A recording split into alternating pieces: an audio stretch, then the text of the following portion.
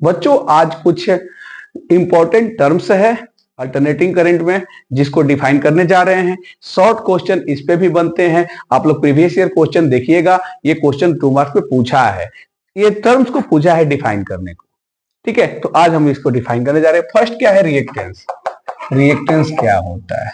तो reactance is just like resistance, लेकिन ये किसके फ्लो को अपोज करता है? तो अल्टरनेटिंग करंट के फ्लो में जो अपोजिशन क्रिएट करता है उसको हम लोग क्या कहते हैं? रिएक्टेंस। तो क्या है जी? It is an opposition in flow of alternating current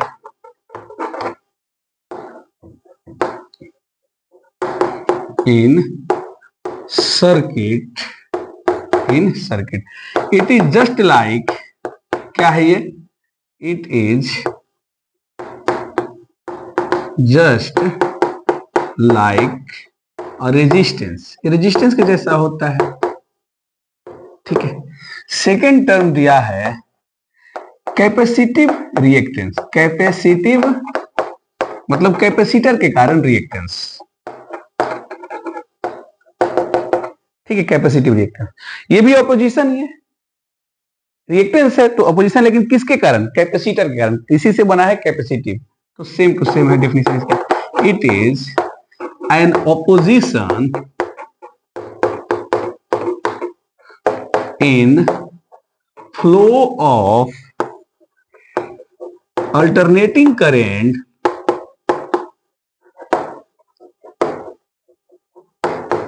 in circuit due to a capacitor। ठीक है, कैपेसिटर के कारण जो ऑपोजिशन होगा अल्टरनेटिंग करंट को फ्लो करने में, उसको हम लोग क्या बोलते हैं? Capacitive reactance. इसको हम लोग एक्ससी से डिनोट करते हैं। It is denoted by X, नीचे क्या लगा देंगे? सी। ठीक है, वैल्यू ऑफ एक्स सी, इसका वैल्यू तो 1 बाय ओमेगा इंटू सी, और इसका यूनिट होता है ohm. 1 by omega C ohm, 1 by omega C ohm. अब देखिए बच्चों, वेयर ओमेगा क्या है? Angular frequency. क्या है? Angular frequency. एंड सी क्या है? सी कैपेसिटेंस है। ठीक है, कैपेसिटेंस है या कैपेसिटी है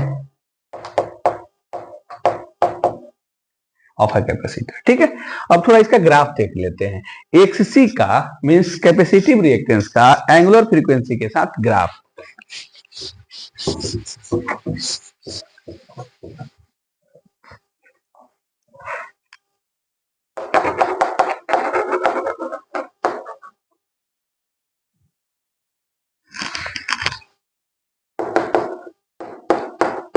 एक्सी वर्सेस ओमेगा।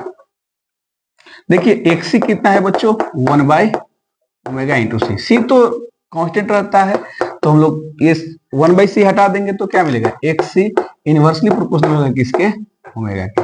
अब यूनिवर्सली प्रोपोर्शनल का जो ग्राफ होगा, ये ग्राफ हाइपरबोलिक होता है। कैसा? हाइपरबोलिक कर्व होता है। हाइपरबोलिक कर्व आप लोग पढ़े होंगे 11th में, हाइपरबोलिक कर्व इसको बोलते हैं। ठीक है, तो चलिए एक्स एक्सिस पे ओमेगा रखते हैं, वाई एक्सिस पर रेजिस्टेंस रखते हैं, हालांकि इसको कैपेसिटिव रिएक्टेंस बोलते हैं। ये देखिए, अब इसको ज्यादा ये मतलब परेशान होने वाली कुछ बात नहीं है। ओमेगा सी का वैल्यू अगर 0 हो गया तो एक्सी कितना हो जाएगा बच्चों? 1/0 इंफिनिटी। और अगर ओमेगा सी का वैल्यू इंफिनिटी हो गया तो एक्सी कितना हो जाएगा बच्चों? तो इसका वैल्यू हो जाएगा 0। तो देखिए ओमेगा सी का वैल्यू 0 कहाँ होगा? वाई एक्सिस पे, तो वाई एक्सिस के पैरेलल लिख देते हैं। इंफिनिटी कहाँ होगा? एक्स एक्सिस पर इंफिनिटी होगा ओमेगा, इधर कहीं जाके तो एक्स एक्सिस के पैरेलल में इस तरह से। ठीक है, अब आते हैं हम लोग इंडक्टिव रिएक्टेंस और इंपेडेंस पे।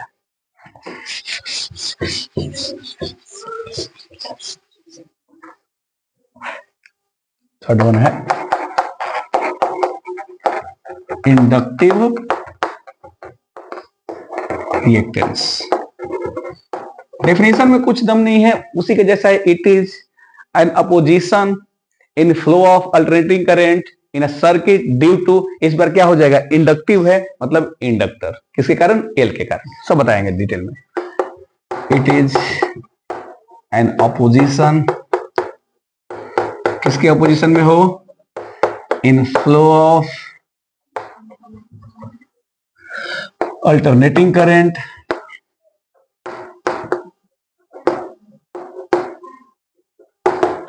in a circuit due to an inductor। ठीक है, इंडक्टर बोले तो बच्चों कॉइल है, इसको हम लोग क्या बोलते हैं, इंडक्टर। इसका रेजिस्टेंस कितना होता है, एक्सेल।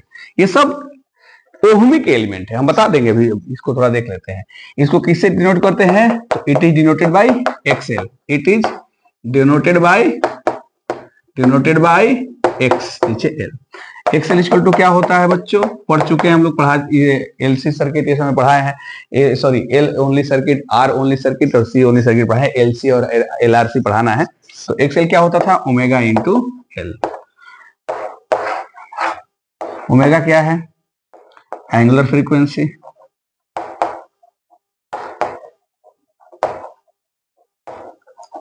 एल क्या है, इंडक्टेंस।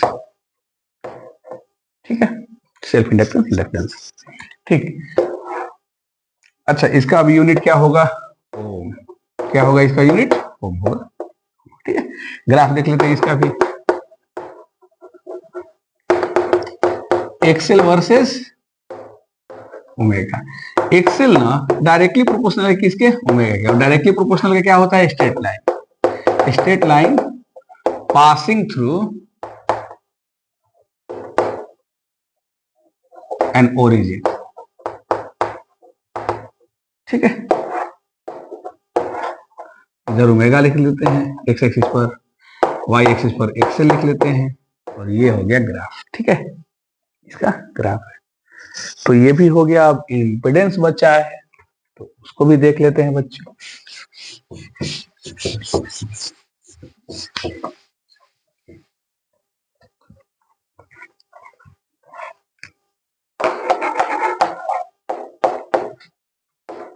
इम्पिडेंस बच्चों ये इंपॉर्टेंट है, वेरी इंपॉर्टेंट है एग्जाम के पॉइंट ऑफ व्यू के लिए, और खास करके बिहार बोर्ड के लिए बहुत इंपॉर्टेंट है। डेफिनेशन पूछता है इम्पिडेंस। देखिए इम्पिडेंस कंबाइंड अपोजिशन होता है। कंबाइंड बोले तो जितने भी एलिमेंट होते हैं ओहमिक एलिमेंट, उनको ओहमिक एलिमेंट बोलते हैं। कौन कौन सा, कैपेसिटर, इंडक्टर एंड रेजिस्टर, उन सब का अगर सर्किट में सारे एलिमेंट्स हैं तो सबका जो कंबाइंड अपोजिशन होगा उसको हम लोग क्या कहेंगे, इंपिडेंस। या यूं कह सकते हैं कि एसी सर्किट का जो टोटल रेजिस्टेंस होता है उसको हम लोग क्या बोलते हैं, इंपिडेंस। मतलब ये क्या है, total resistance in an AC circuit.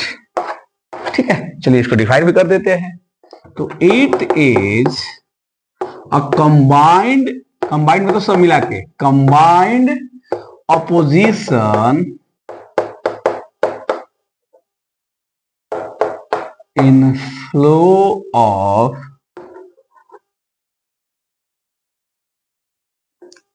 Alternating current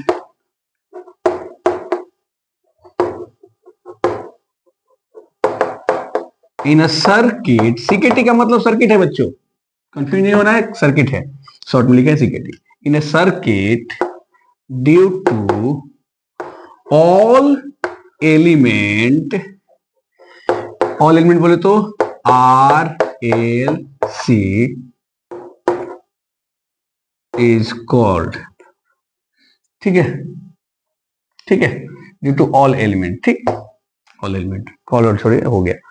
It is a combined opposition in flow of alternating current in a circuit due to all element RLC। ठीक है, R बोले तो देखिए इसको हम लोग R बोलते हैं और ये अपोज करता है। L बोले तो कॉइल होता है, इसको इसका इंडक्टेंस को एल से दिखाते हैं और इसमें भी एक्सएल होता है, ये भी अपोज करता है।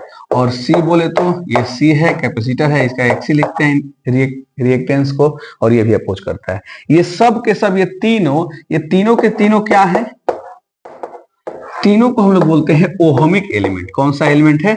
Ohmic element. ये सब क्या कहलाते हैं? आरएलसी क्या कहलाते हैं? आरएलसी ये क्या है? तो सर्किट में अगर इनमें से कोई भी अगर ये प्रेजेंट है, सर्किट में अगर अवेलेबल है, तो समझिए कि कौन सा एलिमेंट कहलाएगा? Ohmic element. ये मतलब इनका नेचर ही होता है अपोज करना है, अल्टरनेटिव करंट को अपोज करना है। ठीक है बच्चों। और जेड, इसको हम लोग जेड से दिखाते हैं। इंपोर्टेंस को किससे दिखाते हैं? It is denoted bye Z, और जेड इक्वल टू होता है V बाई आई या V not by I not. ठीक है बच्चों, आज के लिए इतना है।